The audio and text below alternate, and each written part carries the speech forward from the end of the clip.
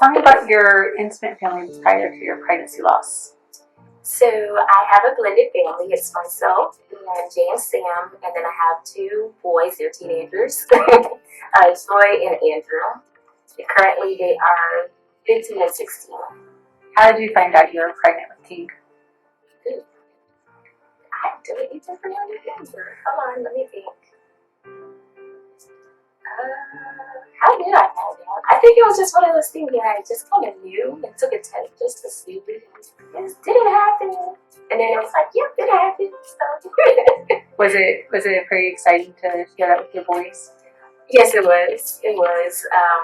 Of course, there was a big gap, so they were kind of like on the fence a bit, but they all wanted a brother. So, and my husband wanted a son. So they're like, well, as long as it's a boy. Okay, well, we'll see. There's a chance it's a girl. So how did you tell your extended family? So how did I think I just went and told them, but my husband is the one that I kind of gave him the whole thing. I think I had like of course the test, and then I had a little baggie that had the happy birthday for a boy and a happy birthday for a girl sign, and I think one other little cute little thingy to tell him, hey, you're gonna be a dad. He was pretty excited. Yes, he was. He was a little, kind of shocked because he's kind of a realist type person and he doesn't really show his emotions too much, but yeah, he was excited. What are some things that you did during your pregnancy? Baby showers or getting the room ready or anything like that? We did a gender reveal on my current 15-year-old's birthday. I asked him and he was like, yeah, that's fine, we could do it. So for that gender reveal, we had the boys to pop balloons that were filled with paint. And so once they popped the correct balloon, it showed the gender. And that was on a canvas, and we used that for the wall art that was going to go in King's room. And then, of course, we bought and created a nursery, painted a wall, put shelvings down, had a crib, we had car seat and stroller, we had a, what do you call it, the swing. We had everything that we needed to get ready for him. We didn't get to the baby shower because I wound up in the hospital the Thursday before the shower was supposed to happen. So how did you know something was wrong? How did you end up in the hospital? So what happened when I was somewhere in around the 32nd or 33rd week of gestation, I kept feeling like I was too bloated, like I was just like overly huge. And I would ask the doctor, like, is this okay? And they were saying, yeah, that's normal around this time frame. I was like, yeah, I'm used to, being heavier and, having a heated pregnancy the most. But this seems a little bit, extra. I feel Nutty Professor big, like right now. I'm swollen. But they kind of dismissed it. My numbers looked good otherwise, and he was checking out at the appointments. But the Tuesday, January 2nd of 2018, I went in for a regular checkup. And when I got there, my blood pressure was elevated.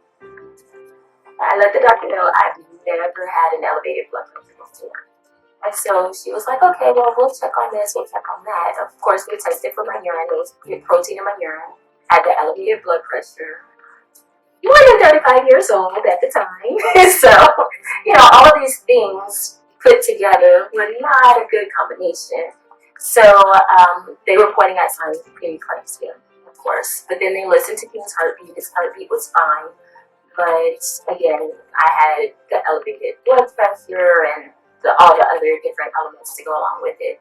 So she said that she would monitor my urine for the next 24 hours, which I did that. Whenever I returned, I dropped it off, but the doctor didn't request to see me or anything, so I just dropped it off so she can test it. The Thursday is when I wound up waking up not feeling quite myself, and decided, okay, I'll take a nap and see if the nap helps me. But once I took the nap, I woke up, I'm about to kill myself, and jumped up, ran to the bathroom, and that's when everything went to the other side of not right. The placenta as I later found out, that's what it was that went into the toilet. Turned up, I called the emergency number, I called the doctor, and every other person that I needed to contact immediately. Got to the emergency room about 30 minutes after making contact with everyone. And by the time I got upstairs to observation and they checked for everything, I remember distinctly 105 maternal, 105 maternal. Check again, 105 maternal. So all of that meant I'm hearing her maternal heart rate when I don't need the babies. And so at that moment, I'm in the hospital by myself. No one else there to get the news with me. So I received all of this that now I have a baby that's no longer having a heartbeat by myself at 35 weeks gestation. And a few minutes later, my cousin got there and she got the news with me. She stayed calm for me. I remained calm because I got the news that I was contracting and I was bleeding internally, that they couldn't do an emergency cesarean because of those reasons. So they were getting me ready and prepped up for every different type of situation that might happen afterwards. So that meant I had to wait and let the baby come out naturally. So the waiting game started. At that point, I think it took about a good 8 hours, almost exactly, from the time they connected me to the monitors until delivery. And then after King finally was still in it, I wound up getting into some trouble. I remember getting magnesium, being extremely hot, regurgitating, and then all I remember is somebody telling me to calm down, and after that I woke up. So I don't know what happened. It transpired at that point, but I know I had blood transfusions and all types of other things going on at the same time. Eventually, I thought I was fine. I was like, oh, well, if you still want to have people over on Saturday, because that's when the baby shower was supposed to be. I was like, well, yeah, we can have company, that way everybody can be with us and what have you. Not knowing that my 2 to 3 days baby would turn into 11 days. So part of that reason was I stopped breathing on my own and was ventilated. And so since I was on a ventilator, I remember they took me off or attempted to. And I remember when they came in the room, they said, okay, we're going to take you off. And then I blacked out and then woke back up, still intubated. So I was like, okay, well, I guess I'll be here for a little while longer. So I had to help. Thankfully, I had a notebook with me that I could write and communicate and everything. So that communication actually helped me with the doctors to be able to rehabilitate me. Because I don't think they would have figured it out after without it. Some of the other things that I had besides being intubated, I did get sepsis, which is blood poisoning. Of course, I had to get blood transfusions. They were giving me blood thinners. They were trying to keep me sedated, but I wouldn't stay asleep for whatever reason. I have no clue how I fought against the sedation, but I did. I had plenty of visitors, especially those from church, and they sang songs in the hospital for me per request. So I would write down, can you sing a song for me? And I felt that would help whoever else was on that floor with me. Or at least give comfort to their families as well.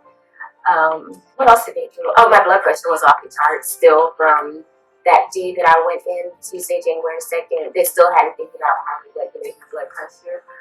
But once we did figure out what to do, I think I told them to give me a breathing treatment because I felt the mucus built up in my chest.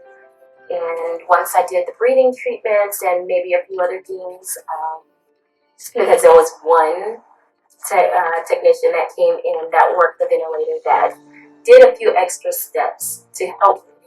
And once he did those things, we finally got results. And so the next time they wanted to take me off the ventilator, I was able to be off and actually breathe. And then the progress escalated from there. When you got home after King's delivery, how were you feeling? I was still heavily sedated, so I was kind of out of it. But then once I got home to my living room, there was a wall that my husband put together from our maternity suite that we did, as well as this big picture of King that had the special point on it. It said something about stillborn but still born. So that was a paraphrase, of course. And that made me break down, so it was overwhelming to see all of those things on the wall and thinking of what could have been. And, of course, my husband, he wanted a son to carry on his name, and that was his first biological child. And then the boys, they had been just the two of them, and then they were getting a brother, so they were extremely excited, and they were pretty devastated, to say the least, that they weren't going to have a brother. So I was a ball of emotions. Did you ever seek out help? I did. I'm a bit more introverted when it comes to my feelings and emotions. The majority of what I did was prayer. I wrote a lot of what I felt and was thinking. And then instead of going to an actual structured place to go and get help, I actually went to Facebook, to the group, Mend. And so when I went to their Facebook group, I was able to jump in and out as needed. So whenever I would feel whatever type of emotion, if they were down or just confused or whatever the case may be, I would just go and look at a few posts or write a post myself, and then that would help me out of whatever state I was in at that moment. You brought a memory box. You want to share what's in there? Sure. So because I delivered a stillborn at 35 weeks gestation, I received a memory box.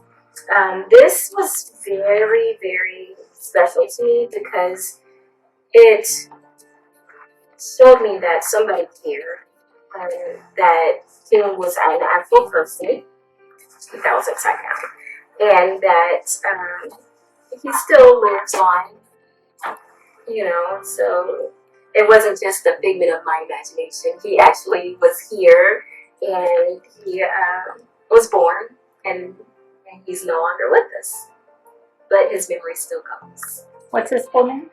King James. If there was one piece of advice you could share with somebody who's experienced this loss, what would it be? To hold on. Your feelings and emotions are real and valid. Go through each and every one of them. You don't have to skip over. You don't have to rush yourself. You don't have to go at anyone else's pace. Know yourself, understand yourself, and go through everything at your own pace.